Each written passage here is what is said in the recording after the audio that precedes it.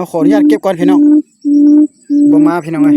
เบาจันบ่ได้สังเกตเบิ่งดีๆตัวนี้สิงตกพี่น้องเอ้ยนั่นโอ้ยนี่ตัวนี้สิงตกพี่น้อง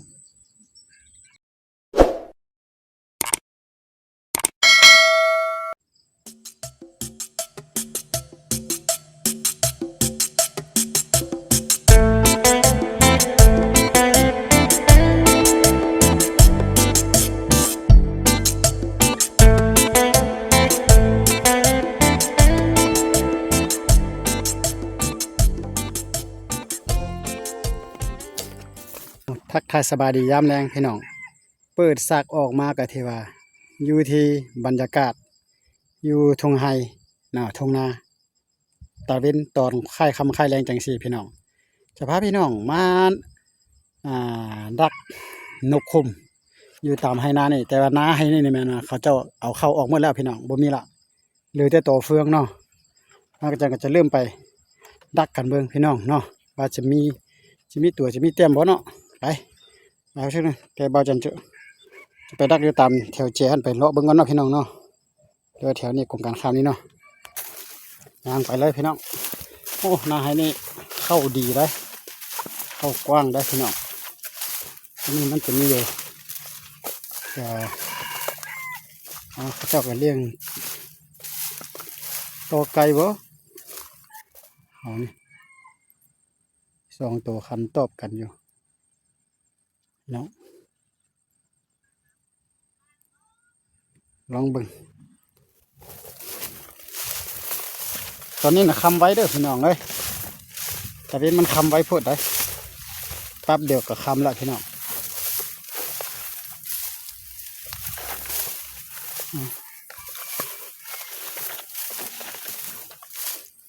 นี่มีปลาอ้อยอยู่แต่ว่าจะพาพี่น้องไปเบิ่งแจทางนั้นก่อนพี่น้องเลยแจทางขุงก่อนข้ามมันไป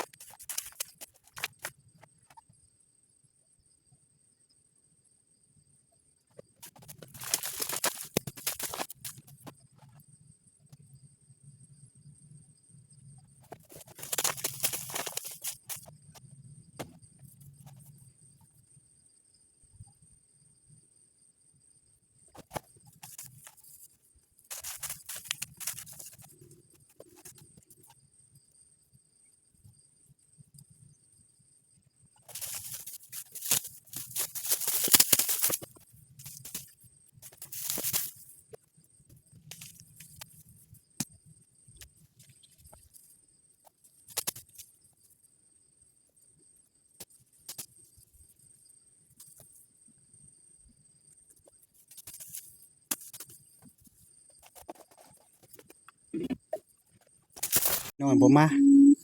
บ่เข้านะนกคุ้มยังบ่ทันมาเด้อบ่นกคุ้มยังบ่ลงนะนี่ก็บ่ติด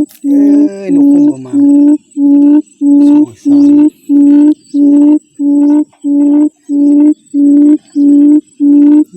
3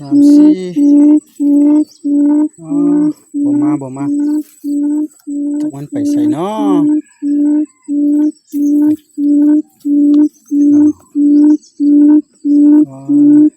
เอาขออนุญาตเก็บก่อนพี่น้อง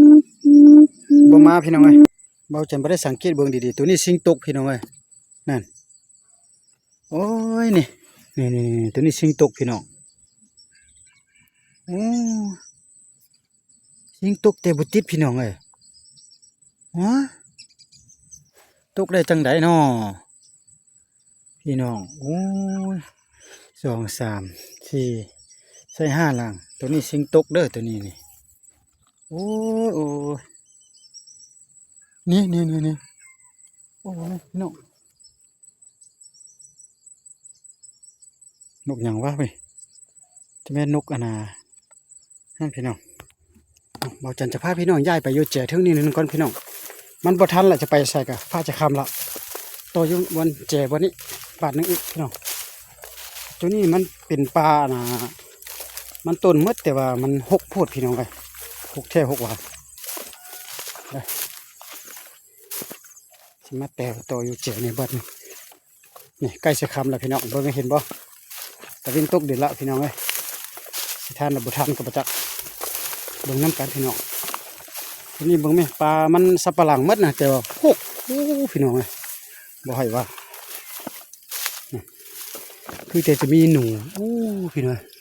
นี่ปลามันสับปะหลังนะปลาโบหกพี่น้องหกใช่หกว่ะไปบ่ได้เลยพี่น้องไปบ่ได้เลยหันเห็นบ่ปลามันสับปะหลังนี่โอ้พี่น้อง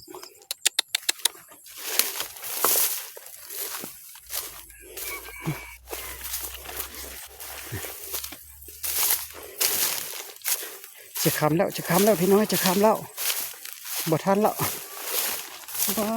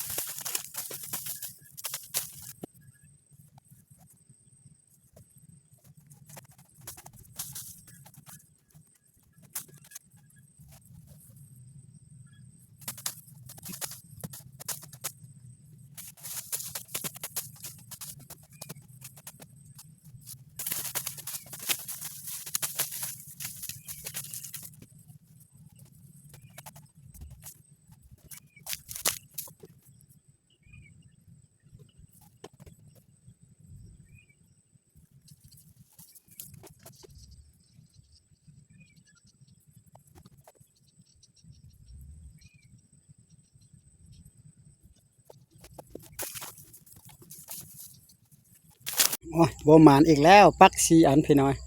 ก็บ่มาดอกพี่น้องน่าจะบ่มีนกนะไม่แต่ชุดดูลมหันซิงตกแต่ว่า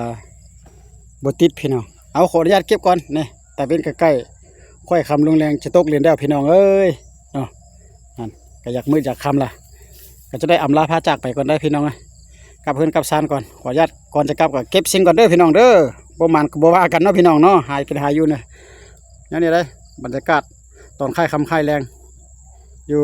สถานที่บอนเบาจันเนาะอันนี้ก็อยู่ทุ่งไฮทุ่งนาแหละพี่น้องอยู่ไฮเนาะตัวนี้เป็นไฮแหละพี่น้องพอได้จะกลับแล้วบ้านนี้นะเนี่ยแต่เป็นพอดีตกลิงคำปึ๊บเลยพี่น้องพอดีกลับเพื่อนกลับซานต่อ2 บอล 2 จุดก็บ่เข้าโอ้ช่วงนี้หากินกันยากพี่น้องเนาะขออนุญาตกลับกันเด้อพี่น้องเด้อเพราะว่ากันพี่น้องเลยเนาะเบิ่งแล้วก็ฝากติดตามฝากไลค์ฝากแชร์ฝากกดกระดิ่งแจ้งเตือนให้เด้อพี่น้องประมาณก็บ่ว่ากันสถานที่พี่น้องโอ้เขาในงานเขาที่เขากำลังสูงผมว่าไรนกไรหนูพี่น้องจะได้เกี่ยวข้าวเอาน้ำออกเมื่อตัด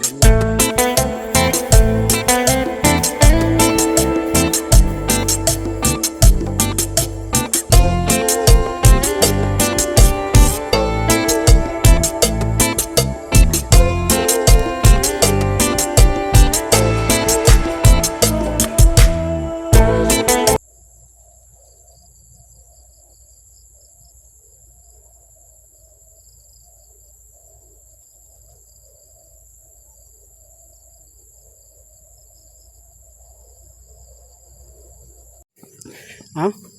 คลิปนี้ก็อำลาพาจากฝากไลค์ฝากแชร์ฝากติดตามให้เลยเด้อกลับเพื่อนก่อนพี่น้องค่ำแล้วมืดแล้วนี่โอ้ยบรรยากาศตอนค่ายคำค่ายแรงไปหารถนี่รถจอดอยู่ทางหน้านี่แหละพี่น้องบายบายพี่น้องกดกระดิ่งแจ้งเตือนให้ได้กริ๊งติ้งตั้งพี่น้องโอ้ขอบใจที่เขามาหับชมบายบายเส้นทางเขากลับทางนี้พี่น้องไปทางนี้ละ